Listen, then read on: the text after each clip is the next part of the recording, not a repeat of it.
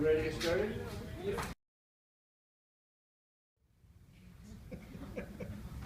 All right, ready? How am I going to do this? I first want to make sure that you realize the difference between rate and time. If something, because these arrivals and service are given to you sometimes in time, sometimes in rates, and you got to realize, oh my gosh, look at this, the arrivals at a rate, but the service is given in time. You got to you most likely need to make both of them rate to do these formulas. So there's conversion that has to take place. So I want to make sure we get this. Here's an example. Whoops. I love this slide because this really helps you understand how to convert from a rate to time. If this is the symbol for an arrival rate, that's the symbol for a service rate. Rate means this is how many per unit of time. Hey, we provide service for 13 customers per hour, or we have customers arriving at 10 per hour. It's how many per unit of time. That's a rate. Now, if you see a sentence that says, we're providing service at an average about 2 minutes per customer, it's telling you how long it takes to provide the service. That's time. So if we're spending 2 minutes per customer, and you got to convert it, the time is 2 minutes per customer, let's say, and you got to convert that to rate so you can calculate some of the things you need calculated. You got to say, okay, if this service channel, we're providing service to customer, 2 minutes, one customer right after another, and an hour goes by, how many customers could be served every 2 minutes for that hour? Thank you. Now, how did they get that? They said, well, if it takes 2 minutes for every customer and there's 60 minutes in an hour, that means we could help 30 customers in 1 hour. So our rate, the sentence said every 2 minutes is what our average time to take care of a customer. We have the rate of 30 per hour. Now, both arrivals and service have to be in the same unit of time, rates. One can't be per minute and the other one per hour. They both either got to be per hours or they both got to be per minute, same unit of time. You can't have different units. Now, I'm purposely jumping way forward so that it helps, not that, right here. I'm jumping way forward to help us understand what we're about to learn, how it's used, so that as we're going through the detail, it may make more sense. Here's an example of how it's used. This happens to be a multi-channel exponential service. You've got exponential service is 2 of them. These are waiting line theories. And we have constant service and arbitrary service. So we're only going to learn 4 to get you introduced to waiting line theory. And waiting line theory is for any business that has a waiting line for whatever reason. A queue, for example.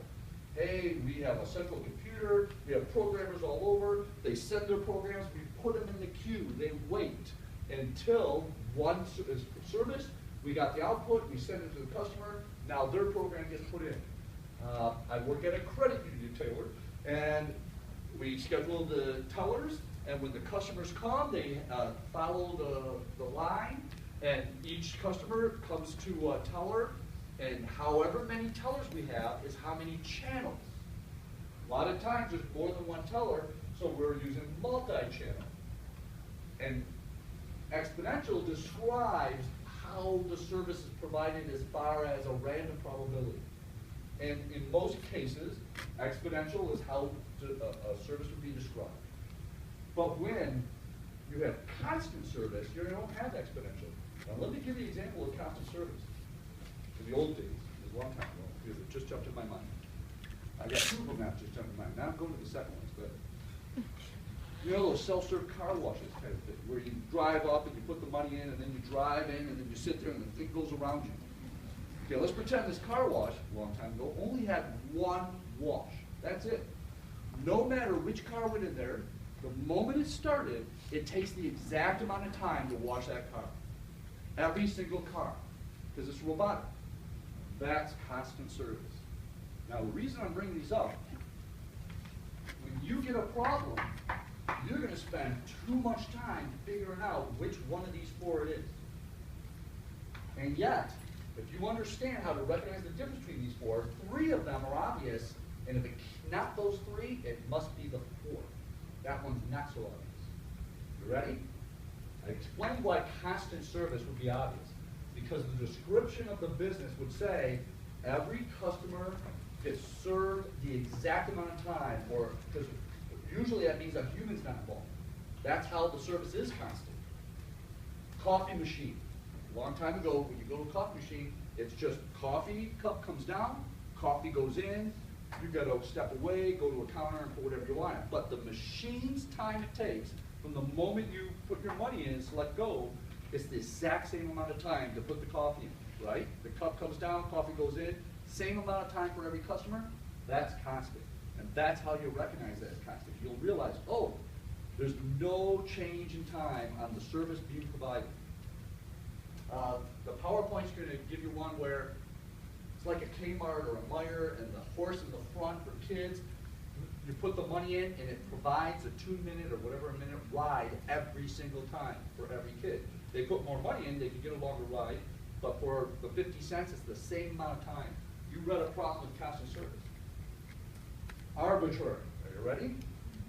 It's the only one that will mention service has a standard deviation.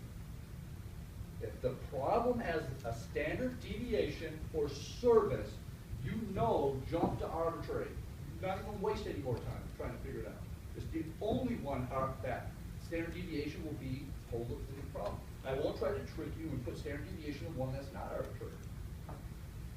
Everybody get that? So you can recognize that one. You can recognize constant. Now notice we're only learning single channel for arbitrary, single channel for constant. Here's single channel for exponential, and here's multi-channel. It's so easy to recognize a multi-channel problem because it will describe more than just one service station of some kind. For example, the car wash example, I would never give you a car wash where there's more than one bay because we're not going to go to multi-channel constant. But if there were a question describing more than one bay, you would go, oh, this is multi-channel. Anything for your quiz that mentions more than one service channel, whether it be, oh, we have 2 ticket counters, or we have 2 tellers, or we have 3 cashiers, or something like that, go straight to this exponential service because it's the only multi-channel you're going to learn. So you can recognize if it's multi-channel, you can recognize if the service constant, and you know it's arbitrary if there's a standard deviation, and if it's none of those 3, you jump to this. Because it will be single channel just like these other 2, and it's hard kind of to recognize exponential, but it's so easy to recognize constant, and so easy to recognize arbitrary. If it's single channel, you know it's got to be this one if it's not these 2. So use the logical choice. Don't spend too much time on which one it is. Because once you figure out which one it is, now you're going to look at your notes and go, okay, what page do I go to? What's the formula? Each of these have 6 formulas, basically, 6 or 7, that are similar to each other, but they have their differences. So I'm going to jump to, we're coming back to this, hang on. Just giving you kind of the basics of all of these so you get the big picture. Here, for example, the first one we're going to learn is exponential singles channel. Here are the 1, 2, 3, 4, 5, 6 possible calculations you might have to do. I mean, just for that one. And you have almost the exact 6 for this, the exact 6 for this, the exact 6 for this. But their formulas all have slight differences.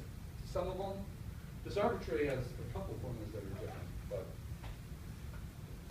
But look at how easy these formulas are for single channel.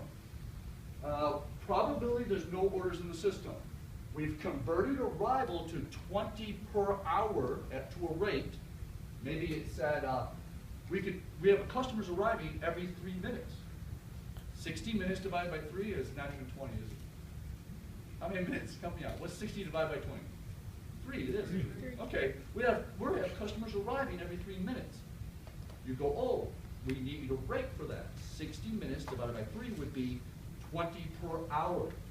The service might say, we can provide service, take care of each customer at an average of every 2 minutes. You got to convert it to a rate. So 60 minutes divided by 2, that'd be 30 per hour. Almost all of these will have faster service rate than the arrival rate, because once you have even or the arrival's greater, it can't be solved. And as a manager, it's a wake-up call to say, oh, I need another channel. You got to get another employee there and open up a second channel or a third channel, depending on the situation. So now, the only way that the service rate could be less than the arrival rate is if you already have more than one channel. Then that is very common, because you have a separate channel taking care of it. Don't start multiplying any of these rates by the number of channels. The formula's already taken into consideration that there's more than one channel when you go to multi-channel. And it's represented by the letter K. It's the only one that has a K, exponential service multi-channel out of the 4, because you have to fill in, you have to let it know how many channels. We're going to have 2 cashiers this day. Are we providing the correct service, or what will be the economic cost for that? We're going to have 3 cashiers, or the question may say, as a manager, you need to make the decision whether we should have 2 cashiers or 3 cashiers for that next shift, and here's the information. Which would be best? That's what this is leading to. Getting you to recognize how to make a management decision on how many to schedule based on the information you have. For example, in a credit union, whoever's scheduling the tellers are using some kind of formula or software where they have already put together the average amount of customers that arrive on a Tuesday from 4 o'clock to 6 o'clock, or whatever they schedule, maybe every 3 hours or every 4 hours. They know, that software has been entered with all the past data, so we know the average on a regular non-holiday Tuesday during the last 4-hour shift. Then they put in there, blah, blah, blah, how much does it cost for every teller on the average? This wouldn't be just his or her pay. If there's benefits involved, you got to put that in the cost, and whatever else is involved in the cost. And then the software also knows the cost if a customer has to wait too long, called a waiting cost. There's some harm involved. So there's a cost there. Now, this class won't go to really the hardest part of this in real life is coming up with those costs. Figuring out exactly what it costs the company if a customer leaves and says, I'm going to do my business somewhere else. That's a tough thing to put together, because it's not just what they would have bought if you're selling something. If you're a service company, what are you losing? But it's also the goodwill. There's a cost of goodwill, a customer leaving mad. That's a big deal. So that's a hard thing. For this class, I'm all about getting you introduced to this to the point to where you can see. I want you to be able to say, okay, you have all the information given to you. You don't have to go through all those meetings, but I want to see if you can then come up with the best management decision. I'm going to schedule 3 tellers. Based on these numbers, 3 tellers is the peak. Economic analysis kind of goes like this. If you have too few employees, your waiting cost is so high and you're up here on the curve. If you have too many employees scheduled, your waiting cost is low, but your cost per channels is way up here. It's using math to find that spot right there where your waiting cost and your cost per channel are right there in the dip and still providing the customer service you want to provide. That's what this is all about, is you being able to find that dip so you schedule exactly, okay, I'm going with 4 tellers. Not an overkill, it's not too less, based on historical information, and this will provide us, we'll have this percent probability then of nobody or possibly somebody getting mad for waiting too long. Most companies say, I want that percentage to be less than 5% of somebody possibly getting upset and leaving and taking their business somewhere else. Some people, like a auto supply place may say, 10%.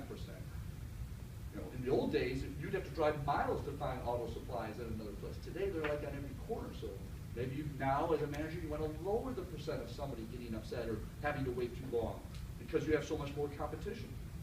But if you're a place, let's say we're a weeding feed, and there's not another weeding feed for, for 20 miles, you raise that percent of possibly someone getting upset because they'll probably come back. They're not going to drive 20 miles to another one. They're just going to come back a couple days when they're say, okay, now I really need it. And I'm sure things have slowed down. You've got to take all that into consideration as a manager. Believe it or not, this is used a lot. Any company that's big enough to where they're scheduling people that have a waiting line situation, this is how it's done, to make sure you're not throwing money away. You're probably saying some companies aren't because you've always got to wait too long. Secretary of State. When have you not waited too long, right? They make appointments now, and then they'll. I know, they're trying. They also have vending machines now, so I just. They're trying, yeah. Stuff through the vending machine. I know, they even put where they'll call or send you a message when it's close to your time. It's close to your time. Yeah. Yeah. So they're trying, but I want to tell you, it's come a long way.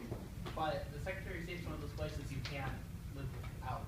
Yeah, Or that's you right. can't go to somewhere You else. can't go to it somewhere else. Yeah. That's right, so they got you. That's right, exactly. It's also one of those things that. And they realize that, and they gotta keep their costs, but at the same time, they have their percent of somebody getting upset and waiting too long so high that they schedule just the right amount of customer service people to not take it too high, but it's higher than the average company would ever use, right?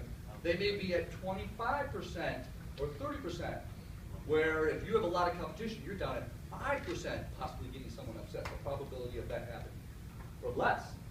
So, now let's go back to this example so you can see how this all works. And then I hope we make it through these first two if we can. However far we get after Thursday will not be on the quiz. I'm reminding you of that. You ready? So You're trying to decide. Go ahead, Chris. I was going to say, so if you just keep sharing stories, nothing's going to be on the quiz then? Really? At least you're trying to decide between 2 or 3 channels of service.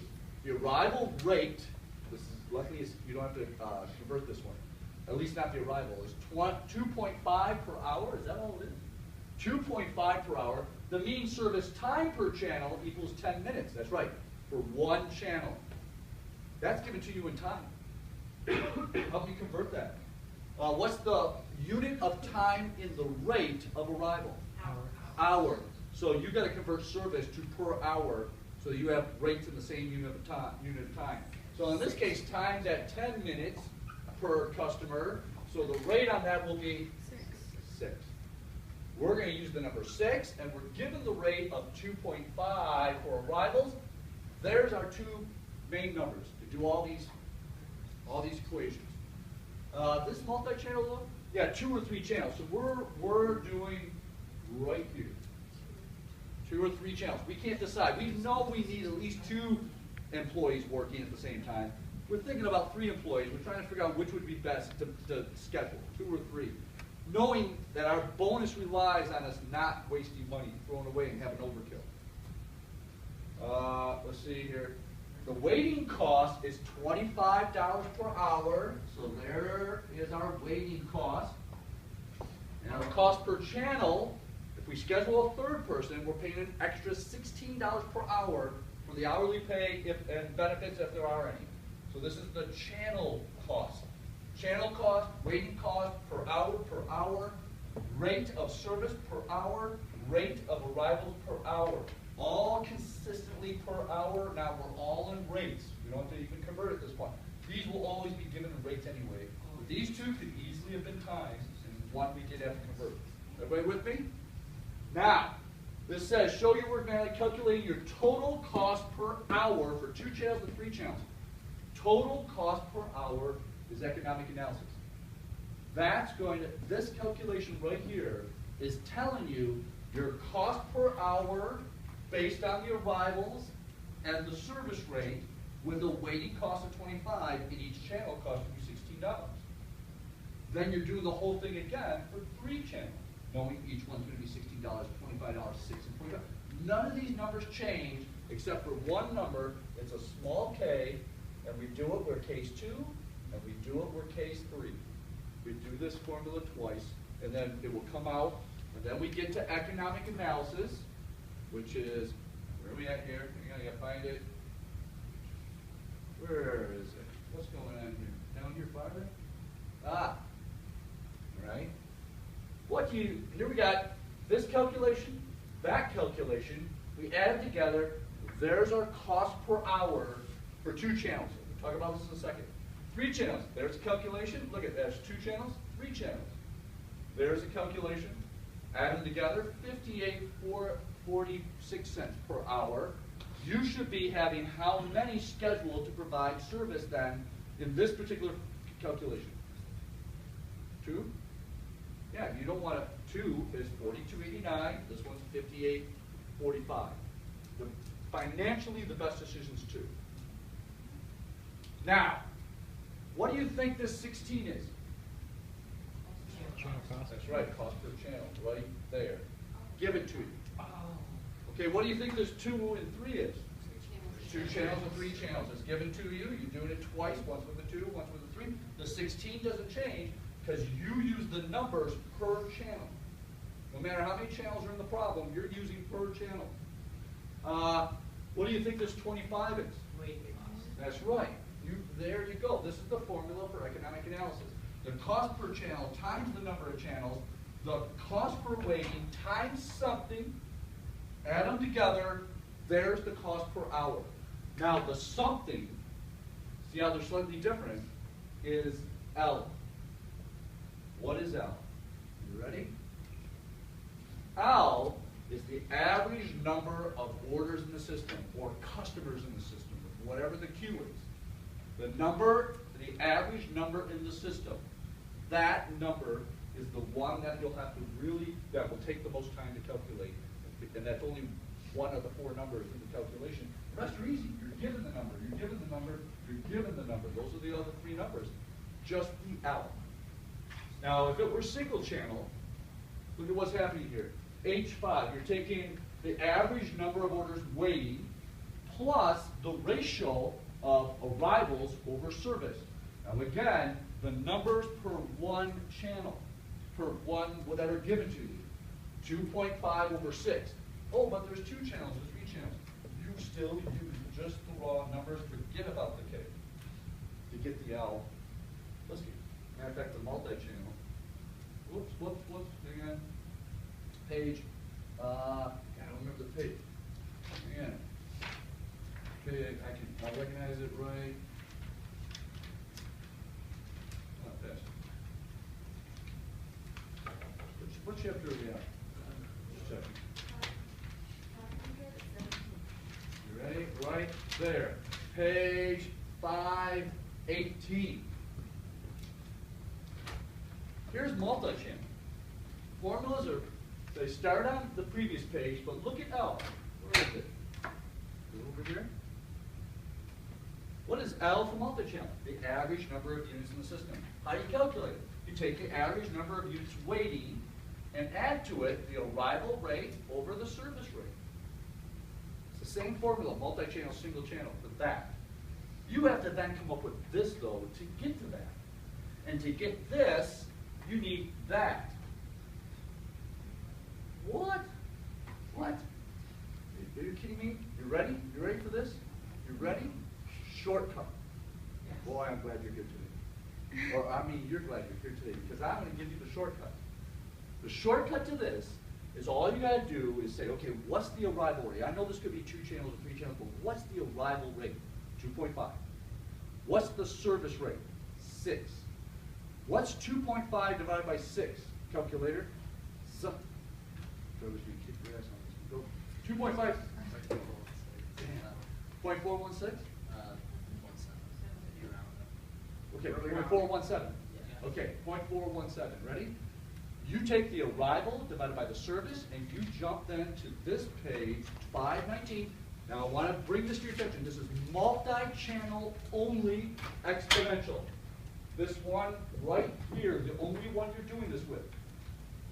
You get the arrival divided by the service, which is again, hit me, 417, 418, 41, whatever. Go to as close as you can get to it. 0.41 would be just a little above that. Now go over that, the number of channels you're looking up. We're looking up 2 channels. Hang on, I lost it already. Just a little less than 0.667, and it happens to be, hang on, mean that can't be right? 2.5 divided by 6? Okay, oh, this is just our PO. Okay. PO, what do I have here for it? Should be for 2 channels, where is it? It's up here farther. Should be 0.65. What do we have? 0.66, just a little below that, so about 0.65. Hey, I'll be happy if you use 0.667. Or if you use, what's below it there? 0.6327, I'll be pretty darn happy. I mean, maybe a quarter of a point off or something. Just that you found the right spot. I'll be very excited. Are you excited to look at a quarter point off? Yeah, if you use the wrong number. Okay, 8 point, how's that?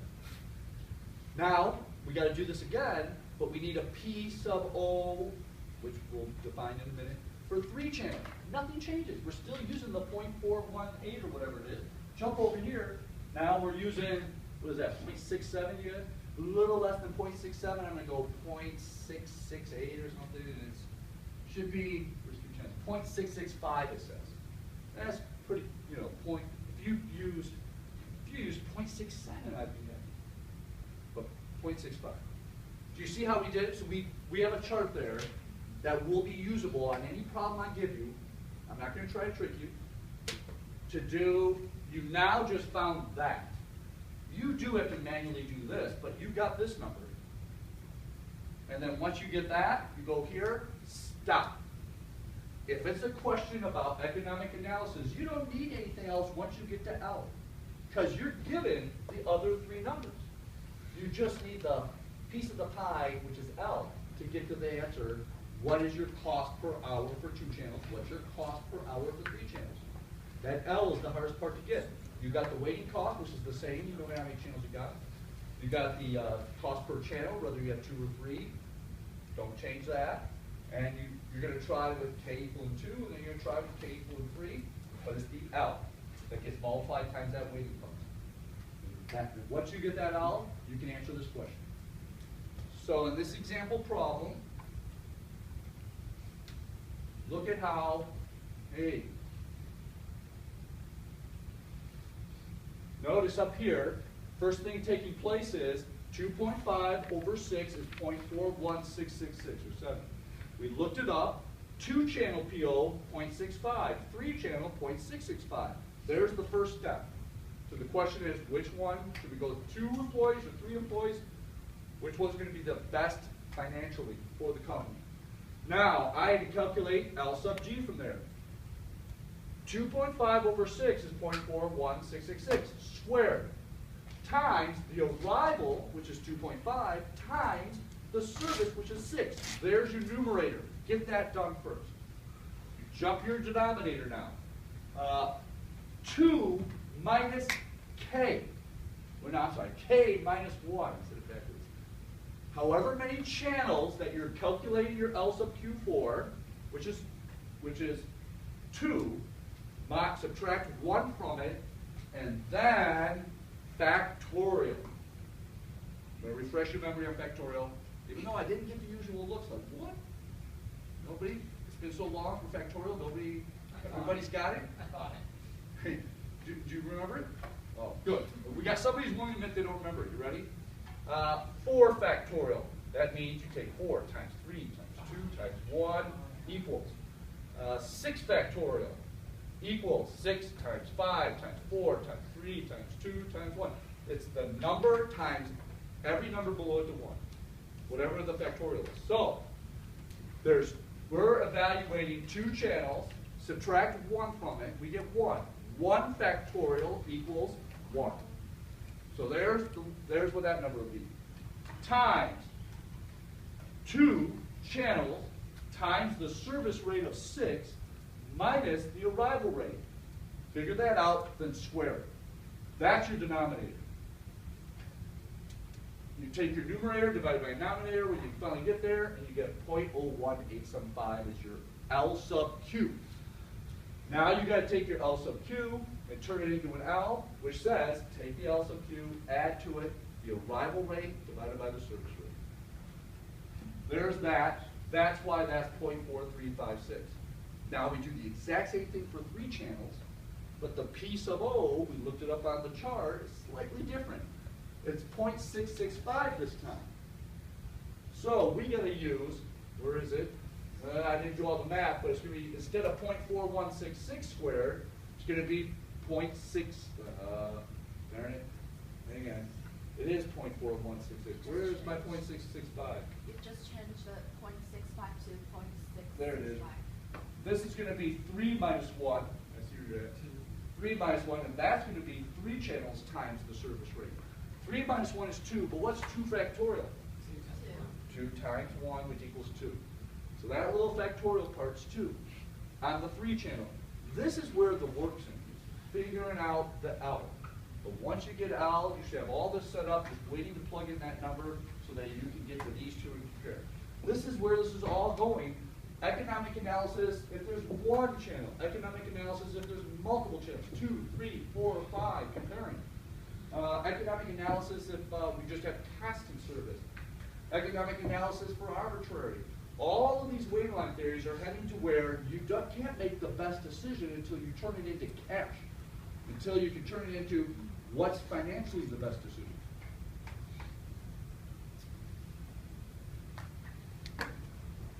All right, I lost all of you. Am I going to post that? Yes. You ready? So here's single channel, your first one. How are we doing? What time is this class? Oh, we got lots of time. We're going to make it. 6:30. I thought it ends at 6:19. Joe, we have this stock exchange. He's a trader on the floor. He has calls arriving to make trades at 20 per hour. Is that time or a rate? Time or a rate? Rate. How many per hour or per unit of time is a rate. Then it says each order received by Joe takes an average of about 2 minutes to take care of. Then he goes to the next call. Is that a time or a rate? Time. So 2 minutes got to be converted to what kind of a rate? Is the 20 is in what unit of time? Hours. So we got to take the 2 minutes, and that tells us how many per hour. If we could take calls every 2 minutes, one after another, for 60 minutes, it'd be how many customers? 30. 60 divided by 2. So here's our arrival rate, there's our service rate. Those are the key numbers for all these calculations, are the 20 and the 30. Okay, we're skipping these for now, because what the PowerPoint starts going into this, and I start to lose people, so I save this to the end. So I'm skipping this a little bit here. I know, people start getting the sweat with just from that word and that word a little bit. Exponential and cosine. So I'm skipping this a little bit, and we're going to, I don't even know where we're going. We're going to, heck with all this, let's just go right here. You're going to be asked, most likely, maybe all these 6 questions. So once you have the 20 and the 30, the arrival rate and service rate, these are really pretty easy. And if you want to have this all set up in Excel, where all you got to do is plug in the number here and here, and this, you got all these answers, you're more than welcome to. There's the formula for every one of them. You can have this all set up ready to go, and you just got to enter the arrival rate and service rate. Make sure you have it labeled correctly that this one is exponential service single channel, and don't use it for any of these others accidentally. And then you just email this to me, after you're writing your answer on the quiz. Or let me come take a picture of it, but I need to see the formulas right here also. All right, so now, hey, what's the probability there'll be no orders in the system when they're arriving at 30 and Joe's handling them at 30 an hour? It would be 1 minus 20 over 30. The arrival over the service rate, subtract from 1. 20 over 30 is 0.67, that's like 2/3. 1 minus 2/3 would be 1/3. There's about a 33% chance of no orders in the system, and Joe can go take a break.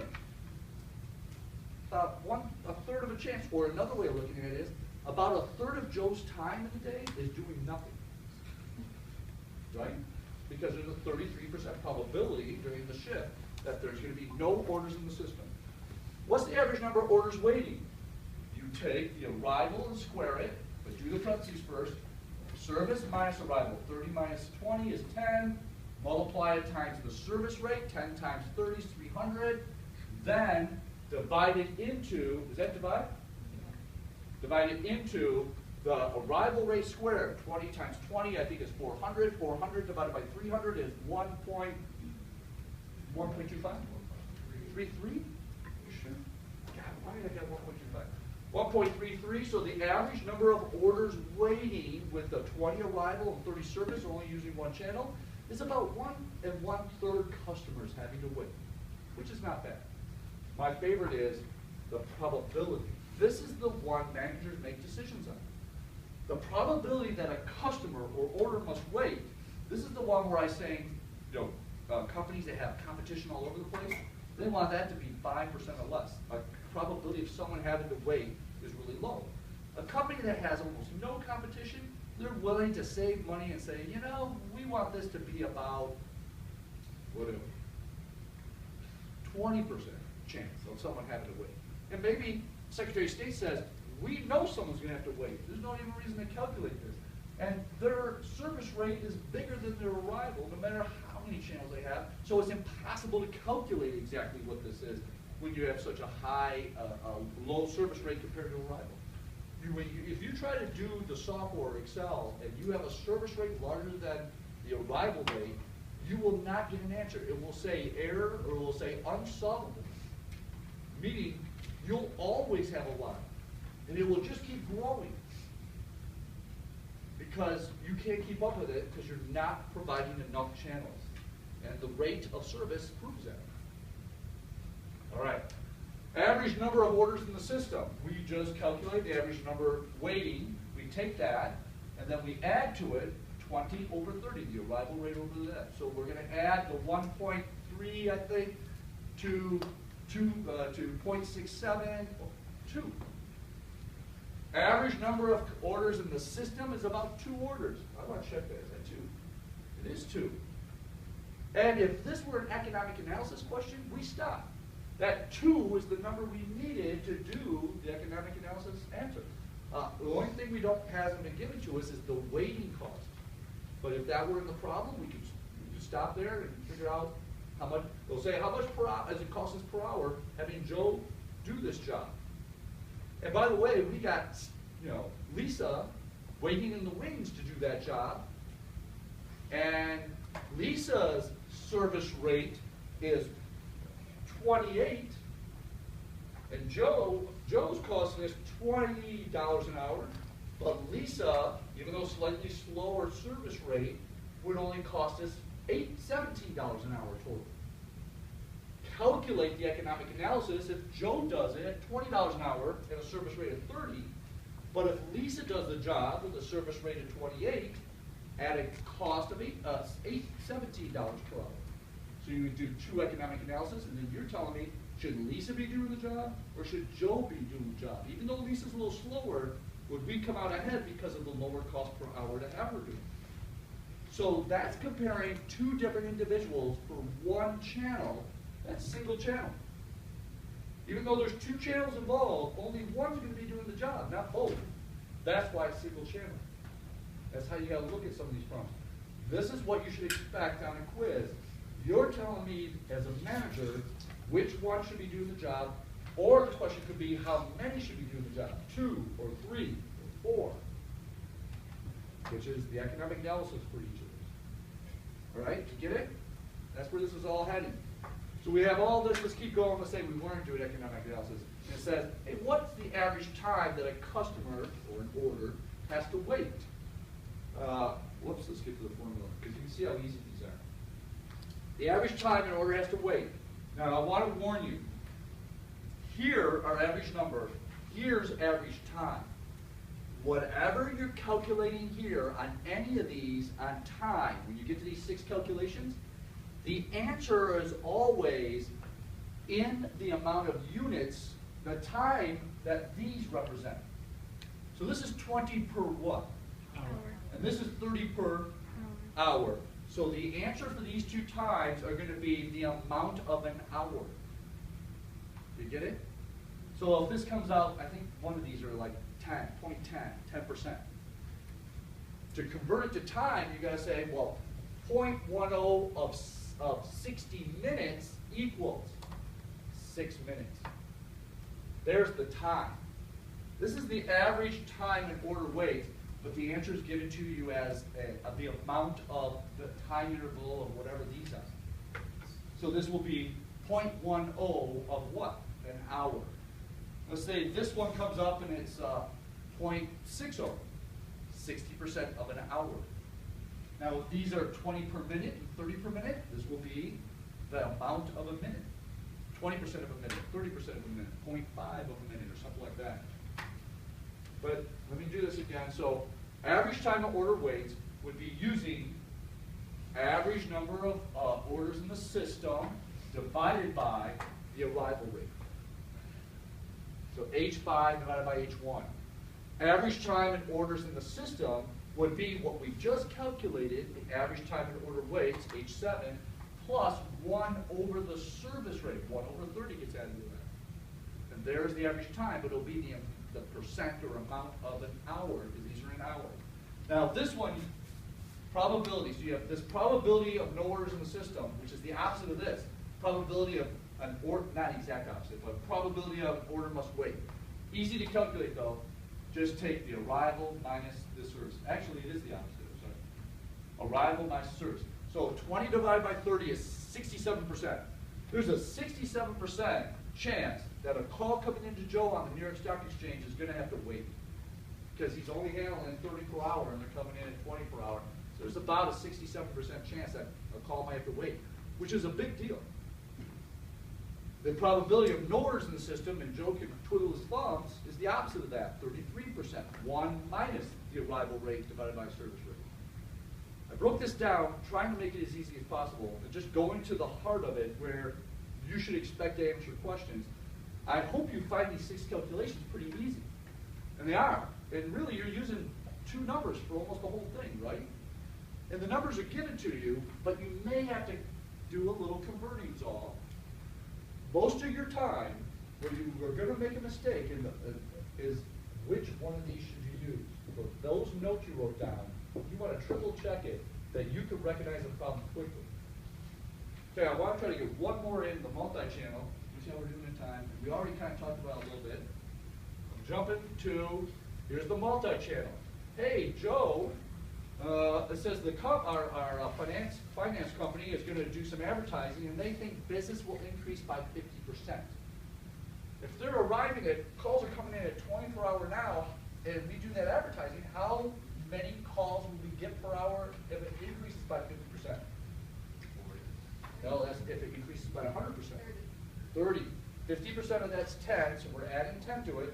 Our arrival is now 30 per hour. And it says Joe or anybody else we have do this job is still going to average 2 minutes. I forgot. I was going to take the last 10 minutes to talk about the homework, wasn't I? Boy, I really want to do that too. I got a whole experiment in my mind. Darn. We're on a roll too. You guys really look like you're understanding. Or you're sleeping. They look the same to me. You want to talk stuff? Really? Is this a lot? You guys find this hard? Not yet? I wouldn't say hard. This is just making sure There's a we lot get all of the pieces. A lot of You're gonna hate these. But I'm going to go fast, but I'll review this because I want to get to talk about that. I'll review this on Thursday. Okay. 30's our arrival. No matter how many people we hire to take those calls, they're all averaging about 2 minutes per customer. So what's our service rate per channel if they're averaging 2 minutes? Now, this is where a student goes, oh, and still 30 per channel, but there's 2 channels, so they double this and make it 60. Never do that. No matter how many channels, the number you want to use is the service rate per 1 channel. So this stays at 30. And you're going, oh, this will be unsolvable. But no, we're jumping to multi-channel where you're telling it that K is going to be 2. Because we're thinking about bringing someone on to help Joe. So it increases by 50%. So now we're at 30 per hour calls are coming in. No matter who we hire, Hang on. No matter who we hire, come on. Jeez. What is going on? Where's the part where we're going to hire someone who's going to cost money? We're not even there. All right. We don't have to do this formula. This is the probability of no units in the system, just like for single channel, but it's a different formula, but we don't have to do it. What's the arrival rate? 30. What's the service rate? 30. 30 and 30, so we're going to page, I already forgot, 519. 30 divided by 30 is 1. How many channels are we talking about? We're bringing someone on. 2. We go to 1. We go to 2 channels. P sub O is 0.333. 3. P sub O. Now, go back here. If we had did this whole thing, we would have got, right? But we're not, are we? Think of the time that would take. But this is kind of long. We do have to do this one, but it's all about the arrival and the service rate. The only difference is you got a K here, which is how many channels. Arrival times service, 30 times 30. Arrival divided by service, 30 divided by 30. But to square that first, 1 squared times 30 times 30, 900. K, 2 channels, minus 1 factorial. 2 minus 1 is 1, 1 factorial is 1. K, there's 2 channels, times the service rate, which is 30, 2 times 30, minus the arrival rate. 60 minus 30 is 30, square it, now we're at 900 there, times 1. We take that whole thing times P sub O, we looked it up, we got 0.333, 1/3, same exact thing. Whatever all this equals times 1/3, then we end up getting, where is it? Where's that number? 1, oh, that's the whole answer. This ends up being 1. That's what happens. Both the numerator and the denominator end up being 1 over 1 times 1/3 is 1/3. 1/3 is our L. To get, this should be L sub Q. Dang. Somebody fix this for me. No. 1/3 we just calculated plus the arrival over service. 30 over 30 is 1. 1 plus 1/3, 4/3 or 1 1/3. There is our L, which we could do now our economic analysis if we knew our weighting cost. We haven't been given that yet. We're going to continue to W, I forget what W stands for.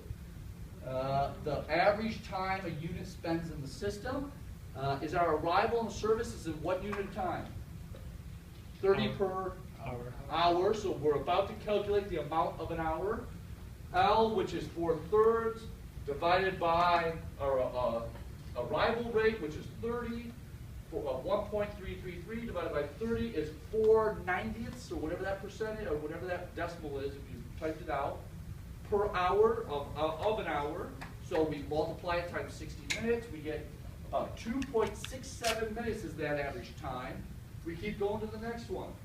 These are all right there on page 517 and the top of page 518. It's exactly what we're doing for multi-channel to get those numbers. Very similar to single channel, except for you have the K involved, and the formulas are just a little bit longer, and we're not calculating P sub O, we're doing a chart to find P sub O. All right? Write down a note to yourself, don't use slide 33. Well, here, this is saying, okay, to look this up on the chart, what's the arrival rate, what's the service rate, and how many channels? 30 over 30 is a 1, 2 channels, we looked it up, 0.333, right, when we looked it up. Use them out of the book on page 517 and 518 to do all these. You have these numbers. Here we go now, blah, blah, blah, here's what they end up being. What's the average number of orders in the system for multi-channel with 2 traders? 1.333, right? What's the what's the amount of time? What's the amount of time an order will be in the system? The average amount of time in the system. What's the number you see there? Say it again. 0.44. Is it just 0.4 or is there 2 4s? 2 4s. There are 2 4s. Then what do I do with that number? Because the question's asking about the amount of time. Multiply by 60 because you know that 30 and 30 is per hour. So 0.044 times 60 is about a minute something or 2 minutes. Oh, that was that one we did? There's that 2.674 minutes. There's how you'd answer that question, right? So for single channel exponential service and multi-channel exponential service, you see there's 6 formulas for each. And it's just a matter of lining up the question to the words. They're in the exact same order, whether it's single channel or multi-channel, or if it's constant, or if it's arbitrary, the same 6 of them, just slightly different calculation. They're in the same order. And all the questions, I'm going to try to use almost the exact words you see here, so you're not confused as to what I'm asking about. Hey, what's the probability there'll be that an order might have to wait? You know I'm asking this one, right? Or that a customer has to wait. I may use the word customer instead of order, probability of waiting. So it will be the question. You know I'm asking one of these 6, unless I'm asking an economic analysis. So each of these 4 have 6 possible questions that could be asked, which are those 6, or I'm asking about this, which means you only got to get to that L and then do this. Everybody see how old chapter 11 is? I've changed this chapter 11 lecture so many times to try to break it down into a logical process to try to make it as easy as possible. Because in the old days, I have been told that this is the most confusing and hardest chapter, and it's getting a lot of statistics involved that really scares a lot of people. Which is, we may, seeing how far we get on Thursday, this may not even be on the quiz. It will be on your final. Man. But I'm going to break these down to make it easy.